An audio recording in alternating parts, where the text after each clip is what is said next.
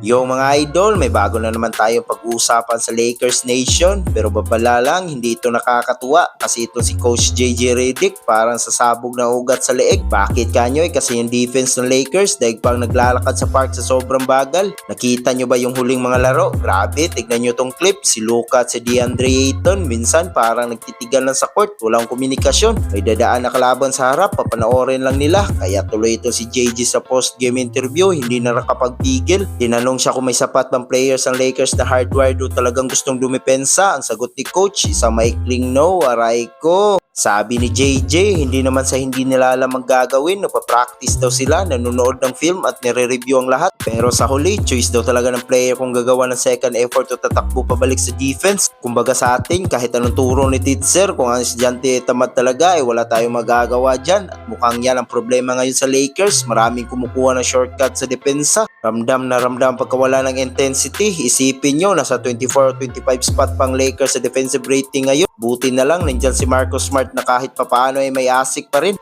Pero pag upo niya sa bench, ayun na, butas-butas na naman ang depensa. Kahit si Austin Reeves at si Lebron, minsan nakikita nating napapagod o kaya naman nakikipagtalo pa sa referee habang yung kalaban nakakascore na sa kabilang side. Ang tanong ngayon ng bayan, hanggang kailan magtitiis si Coach JJ o baka naman kailangan na talaga mag-trade para makakuha ng mga dirty work players. Kayong mga idols, tingin nyo ba lazy lang talaga ang Lakers o sadyang mahina lang talaga ang roster nila pagdating sa depensa? Comment nyo naman sa babang saloobin nyo. Huwag kalimutan mag-like, share at syempre mag-subscribe para lagi kayong updated sa NBA chismisa natin. Ito ang inyong tropa. Hanggang sa muli. Peace out!